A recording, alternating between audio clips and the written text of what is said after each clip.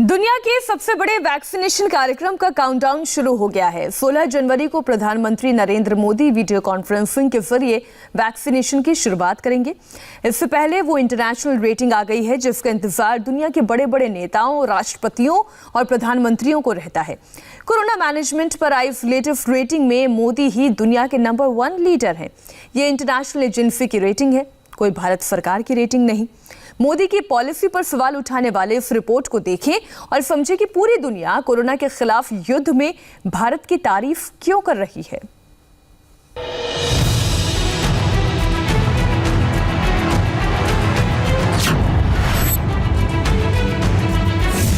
अल जजीरा की हेडलाइंस ले लीजिए, अंतर्राष्ट्रीय न्यूज एजेंसी रॉयटर्स की सुर्खियां पढ़ लीजिए, अमेरिकी न्यूज चैनल CNN की पहली खबर देख लीजिए, या फिर वेटिकन सिटी में भारत के चर्चे देख लीजिए।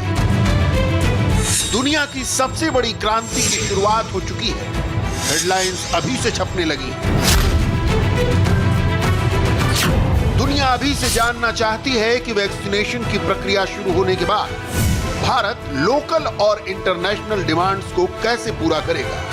दुनिया ये भी जानना चाहती है कि एशिया में वैक्सीन डिप्लोमेसी शुरू होने के बाद बाजी कौन मारेगा। क्या भारत वैक्सीन डिप्लोमेसी में चीन को पछाड़ पाएगा? इसका जवाब है हाँ, और इसकी वजह है प्रधानमंत्री मोदी। भारत में वैक्सीनेशन की शुरुआत 16 जनवरी से होगी, मगर नरेंद्र मोदी उससे पहले ही देश और दुनिया की पहली पसंद बन गए हैं। एक ही अंतरराष्ट्रीय रिसर्च कंपनी यानी मॉर्निंग कंसल्ट के 2 सर्वे में Modi back to back number 1 के पायदान पर बने हुए हैं। 22 दिसंबर 2020 को मोदी 55 अप्रूवल रेटिंग के साथ नंबर 1 और 5 जनवरी 2021 आते आते मोदी की अप्रूवल रेटिंग 3 पॉइंट बढ़कर 58 हो गई। साधारण जबान में कहें तो 2021 के पहले हफ्ते की अप्रूवल रेटिंग में मोदी को न सिर्फ अच्छे नंबर्स मिले हैं, बल्कि पहले से ज्यादा बढ़े भी, जबकि दुनिया के बाकी नेताओं का फर्स्ट वीक काफी बुरा रहा। ये क्यों और कैसे हुआ, ये समझने से पहले जरा 2021 के पहले हफ्ते में डेट वाइज सबके नंबर्स देख लें। 1 जनवरी 2021 से लेकर 4 जनवरी 2021 तक मोदी को 76% लोगों ने अप्रूव किया, जबकि 5 जनवरी को यह बढ़कर 77% हो गया। इसी पीरियड में यानी 5 दिनों में 19% लोगों ने मोदी को डिसअप्रूव किया। इस लिहाज से औसत निकालने पर मोदी की नेट अप्रूवल रेटिंग आती है 58 यानी 58।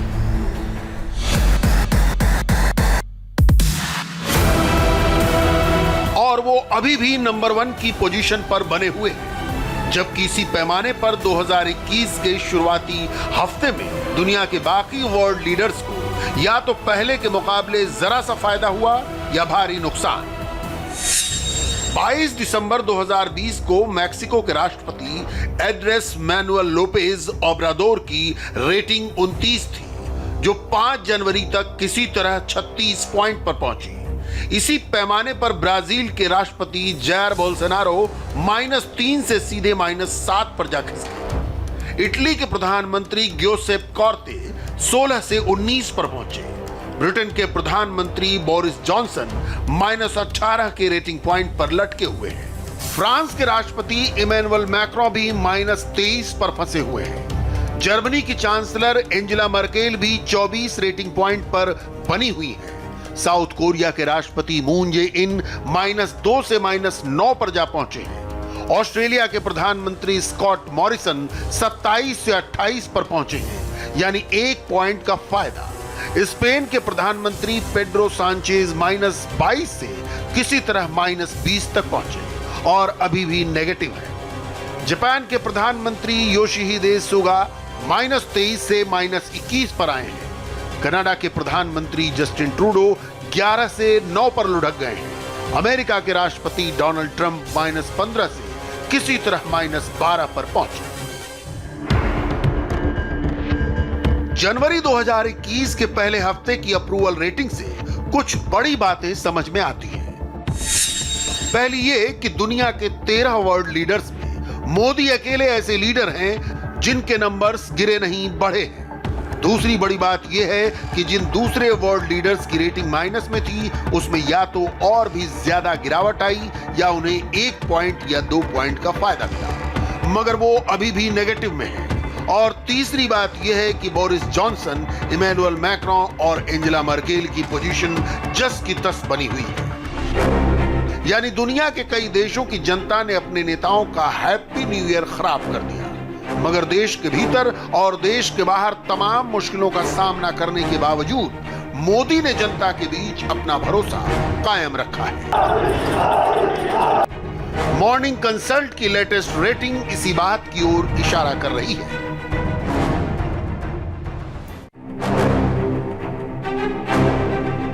मोदी की अप्रूवल रेटिंग पर उनके विरोधी अलग अलग तरीकों से निशाना साधते हैं, मगर 2021 के पहले हफ्ते की नई रेटिंग का महत्व काफी ज्यादा है, क्योंकि 16 जनवरी से भारत में वैक्सीनेशन की शुरुआत होने वाली है। पूरी दुनिया की नजर इंडिया पर है और इंडिया की नजर मोदी पर।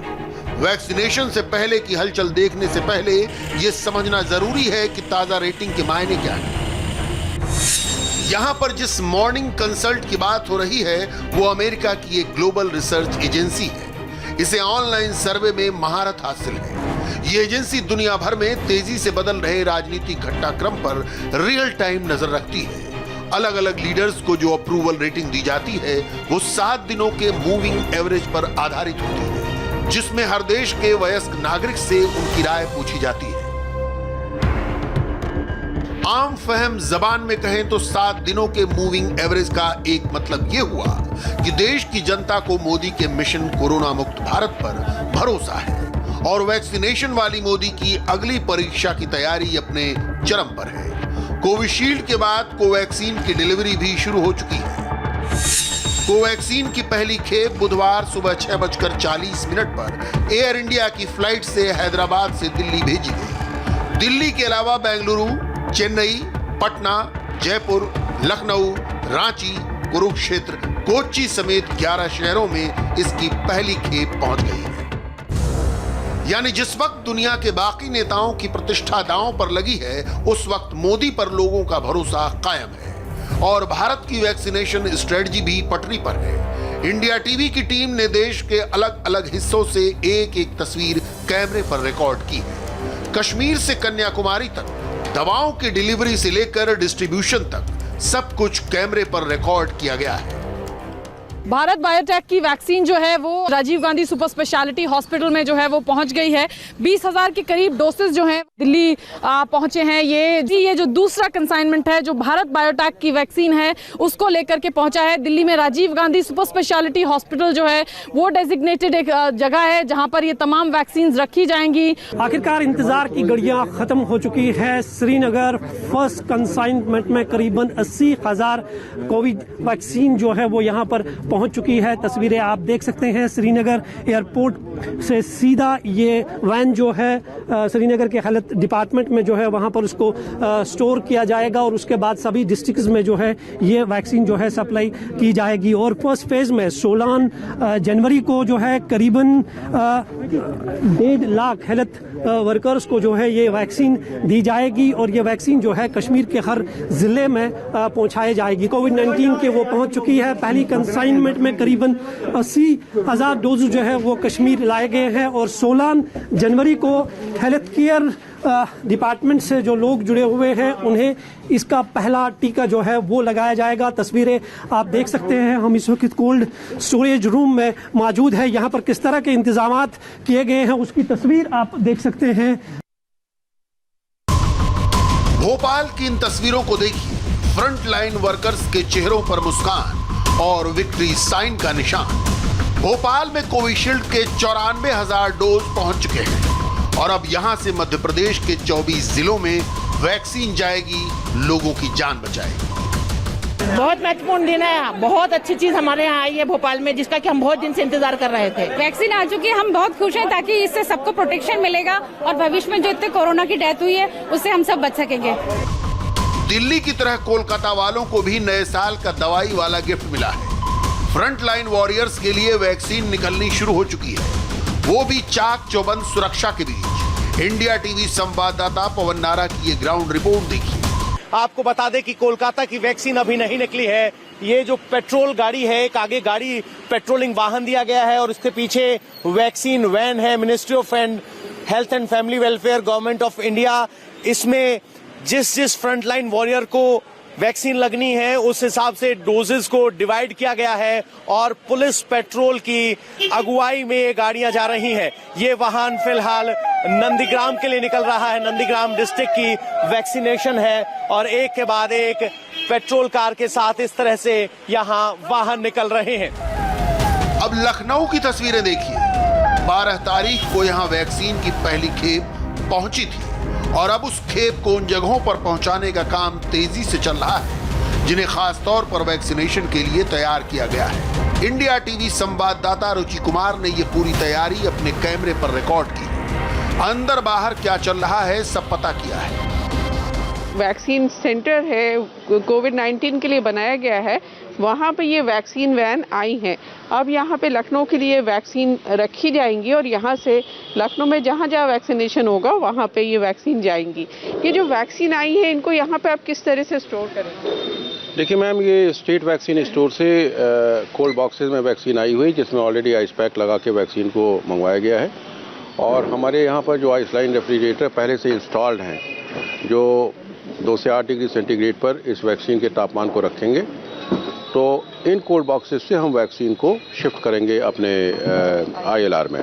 देखिए इस तरह से ये जो आइस बॉक्स है इसमें ये वैक्सीन ले जाई जा रही हैं। ये वैक्सीन लखनऊ, जो लखनऊ मंडल में लखनऊ के अलावा 5 और जिले आते हैं वहाँ पे ये वैक्सीन ले जाई जाएंगी। हरदोई में 17,040 वैक्सीन जाएंगी, लखीमपुर खीरी में 15,650 जाएंगी, रायबरेली में 11,550 जाएंगी, सीतापुर में 19,810 और उन्नाव में 13,880। लखनऊ में सबसे ज़्यादा 61,980 वैक्सीन जाएंगी। तो ये वैक्सीन वैन आई है इन वैक्सीन को ले जाने के लिए। वैक्सीनेशन शुरू होने से पहले देश के अलग अलग हिस्सों में दवाइयां पहुंच चुकी हैं। उन्हें उन सेंटर्स पर भी भेजा जा रहा है जहां ये पूरी प्रक्रिया होगी। लेकिन आज आपको ये भी जानना चाहिए कि एक सेंटर से दूसरे सेंटर तक वैक्सीन ले जाने में कितनी सावधानी जरूरी है और इसके लिए क्या किया जाता है। इंडिया टीवी संवाददाता निर्णय कपूर ने डिटेल में इसका ब्यौरा दिया। वैक्सीन लास्ट बेनिफिशियरी तक जब पहुंचाई जाती है तो सबसे जो ज़रूरी बात होती है वो ये है कि कोल्ड चेन कैसे मेंटेन की जाए, कैसे एक रिस्पेक्टिव जो उसका टेम्परेचर है उसमें मेंटेन करते हुए उसे बेनिफिशियरी तक पहुंचाया जाए और इसके लिए बहुत अलग प्रकार की पूरी व्यवस्था की हुई है। हम यहाँ पे रीजनल वैक्सीन सेंटर में हैं। ये एक काफ़ी एडवांस इक्विप्ड फैसिलिटी है जहाँ पे डीप फ्रीजर्स हैं, ये ILRs हैं, बाकायदा ये आप देख सकते हैं वॉक इन कूलर्स यहाँ पे रखे हुए हैं जिसमें 2 से 8 डिग्री के टेम्परेचर में मेंटेन करते हुए वैक्सीन रखी जाती है। लेकिन चैलेंज ये है कि इसे जब डिस्ट्रिक्ट तक पहुँचाना है, PHC तक पहुँचाना है तो कैसे पहुँचाया जाता है। आप देखिए यहाँ पे ये जो डीप फ्रीजर्स हैं इनमें आइस बनती रहती है और जब डिस्ट्रिक्ट से कॉल आता है तो ये जो आप देख सकते हैं कोल्ड बॉक्सेस हैं इसमें बाकायदा इसे भर करके तैयार किया जाता है। ये आइस पैड्स रखे जाते हैं और यहाँ जो वॉक इन कूलर में वैक्सीन रखी हुई है, ये अगर आप देखें वैक्सीन जो अलग अलग डिस्ट्रिक्ट में पहुँचाई जा रही है, यहाँ आप देखिए ये इस तरह से वैक्सीन के जो बॉक्सेस हैं कोविड वैक्सीन के उनको यहाँ पे ला करके इसमें रखा जाता है। बाकायदा उसे इस तरह अरेंज किया जाता है कि अगर 1.5-2 घंटे, जैसे मान लीजिए सुरेंद्र नगर यहाँ अहमदाबाद से जाती है वैक्सीन तो मिनिमम 2 घंटे लग जाते हैं। तो इस तरह से ये वैक्सीन इसमें रखी जाती है। आप देख सकते हैं ये आइस पैड्स वगैरह जो हैं वो यहाँ पे उसको इस तरह से अरेंज किया जाता है कि वैक्सीन अगर 2 घंटे ट्रैवल भी करे इन कोल्ड बॉक्सेस में तो कोई भी तकलीफ ना हो। ये कोल्ड बॉक्सेस आप देखिए अच्छी तरह से इसको पैक कर दिया जाता है, इसको बाकायदा अच्छी तरह लॉक कर दिया जाता है और उसके बाद ये ट्रैवल करते हुए डिस्ट्रिक्ट सेंटर्स में जाती है। इसके बाद निर्णय कपूर उस लोकेशन पर भी पहुंचे जहां ये वैक्सीन भेजी गई थी और ये पता किया कि दवाओं को कितनी सावधानी से रखा गया है। रीजनल वैक्सीन सेंटर से वैक्सीन जो है वो जिला मुख्यालयों में सप्लाई की जाती है। जैसे अहमदाबाद रीजनल वैक्सीन सेंटर जहाँ की तस्वीर हमने आपको दिखाई, वहाँ से वैक्सीन अहमदाबाद रूरल, सुरेंद्र नगर, खेड़ा, आणंद और अहमदाबाद म्यूनिसिपल कॉरपोरेशन के एरियाज़ में भेजी जाती है। वैक्सीन अब अपने अपने जो जिला मुख्यालय वहाँ पहुँच चुकी है। हम अहमदाबाद रूरल के डिस्ट्रिक्ट का जो ये वैक्सीन सेंटर है उसमें मौजूद हैं, जहाँ पे कोल्ड बॉक्सेस के ज़रिए वैक्सीन यहाँ पहुँचाई गई है। और यहाँ भी अगर आप देखें, जिला मुख्यालयों में भी ये कोल्ड बॉक्सेस तैयार रहते हैं, जहाँ पे वैक्सीन जो है वो PHCs में पहुँचाई जाती है या रिस्पेक्टिव CHCs में पहुँचाई जाती है। और यहाँ भी आप देखिए, इस ILR में आइस लाइन रेफ्रिजरेटर इसे कहा जाता है, जिसमें 2 से 8 डिग्री टेम्परेचर मेंटेन करके रखा गया है। और यहाँ ये वैक्सीन जो है आप देखिए स्टोर करके रखी हुई है। अहमदाबाद ज़िले के लिए, अहमदाबाद रूरल एरिया जो इसमें पड़ता है, उसके लिए करीब 8000 डोजेज़ जो हैं वो भेजे गए हैं। अलग अलग ज़िलों की रिक्वायरमेंट के हिसाब से ये डोजेज़ भेजे जाते हैं और यहाँ इन आइसलाइन रेफ्रिजरेटर्स में इसे स्टोर करके रखा हुआ है। और मैं आपको बता दूं कि बहुत ख़ास प्रकार की चौकसी रखी जाती है, लगातार मॉनिटरिंग चल रही है। ये इवन सॉफ्टवेयर है जिसके ज़रिए ये जो डेटा लॉगर्स यहाँ लगे हुए हैं, इसके थ्रू भी मेंटेन किया जाता है कि ये इंश्योर किया जाता है कि टेम्परेचर जो है वो मेंटेन रहे। अगर ज़रा भी टेम्परेचर ऊपर नीचे हुआ तो जो मॉनिटरिंग सेंटर है उसमें सूचना जाती है और तुरंत इंस्ट्रक्ट किया जाता है। यानी आप देख सकते हैं कोल्ड चेन का जो पूरा प्रोसेस है उसको अलग अलग तरीके से उस पर सर्विलांस भी रखी जाती है, ताकि जो वैक्सीन है वो जब एंड यूज़र तक पहुँचे, जब बेनिफिशियरी तक पहुँचे, तब उसको जिस तरह की कंडीशन में रखा जाना है, जिस तरह से उसे अप्रोप्रिएट कंडीशन में रखते हुए बेनिफिशियरी तक पहुंचाना है, वो वहां पे पहुंचे। देश के दूसरे हिस्सों की तरह मुंबई में भी वैक्सीन का आगमन हो चुका है। तैयारी पूरी है और सबसे ज्यादा जोर वैक्सीन की सुरक्षा पर है, इसलिए पुलिस भी अभी से चौकस हो गई है। पूरे देश में कोरोना से सबसे ज़्यादा प्रभावित शहर मायानगरी मुंबई में शुभ टीके का आगमन हो चुका है। इस वक्त हमें मुंबई के BMC के F साउथ वार्ड के बाहर पुणे के सीरम इंस्टीट्यूट से जिन टीकों को लाया गया है, कोविशील्ड के वैक्सीन को लाया गया है, उन्हें इसी वार्ड के कोल्ड स्टोरेज रूम में रखा गया है। यहाँ पर एक high quality cold storage rooms इन वैक्सीन को स्टोर करने के लिए बनाया गया है और ये BMC का हेल्थ हेडक्वार्टर भी है। और इन वैक्सीन को यहाँ रखने के बाद यहाँ की जो सुरक्षा है उसे बढ़ा दिया गया है। आप देख सकते हैं बाहर इस वार्ड के बाहर मुंबई पुलिस के कर्मचारियों को तैनात कर दिया गया है। वैक्सीन की सुरक्षा को लेकर एक अहम बैठक BMC और मुंबई पुलिस के बीच में हुई है और उसमें तय किया गया कि इस वार्ड के बाहर का जो सुरक्षा घेरा होगा उसकी जिम्मेदारी मुंबई पुलिस की होगी। इसमें वैक्सीनेशन में 3 अलग अलग एरियाज है जहां हम सिक्योरिटी प्रोवाइड करेंगे। एक जहां पर भी ये वैक्सीन्स की स्टोरेज होगी वहाँ हमारी सिक्योरिटी होगी। स्टोरेज पॉइंट से लेकर वैक्सीनेशन सेंटर्स को जब वैक्सीन ट्रांसपोर्ट होगी ताकि वो सेफ़ ट्रांसपोर्ट हो, उसके वजह से भी हम ट्रांसपोर्ट के दरमियान भी सिक्योरिटी देंगे। देन जहाँ वैक्सीनेशन एक्चुअली होने वाला है, जहाँ वैक्सीन नागरिकों को इंजेक्ट किया जाने वाला है, वहाँ भी for crowd control and for safety of vaccines वहाँ पुलिस की बंदोबस्त रहेगी। ऐसा नहीं है कि सुरक्षा की तैयारी सिर्फ मुंबई में है। ये वैक्सीन लोगों की जान बचाने वाली संजीवनी बूटी है, इसलिए देश का कोई भी कोना क्यों ना हो, इंतजाम पुख्ता है। ड्राई रन के दौरान सारे टारगेट अचीव कर लिए गए। अब रिजल्ट से पहले की आखिरी तैयारी हो रही है। आपने जिन तैयारियों के हाइलाइट्स देखी, उन्हें आप सीधे सीधे कोरोना के खिलाफ भारत का अटैकिंग अप्रोच कह सकते हैं। शुरुआती दौर में दुनिया भर में हाइड्रोक्सी क्लोरोक्वीन की सप्लाई से लेकर कोरोना वायरस वैक्सीन की सप्लाई तक भारत के तौर तरीकों ने दुनिया को प्रभावित किया है। पूरी दुनिया में भारत की वैक्सीन का डंका बज रहा है और मेड इन इंडिया वैक्सीन को लेकर कई देशों ने जैसी दिलचस्पी दिखाई है, उसने ड्रैगन की भी नींद उड़ा रखी है। दुनिया का मेड इन इंडिया वैक्सीन पर यह विश्वास देखते ही बनता है और ये सब कुछ ऐसे नहीं हुआ। इसके पीछे मोदी की लंबी रणनीति थी जो अब असर दिखा रही है। बस फाइनल रिजल्ट का इंतजार है। फिलहाल रुकेंगे एक ब्रेक के लिए। ब्रेक के बाद समंदर में देखिए भारत की ताकत।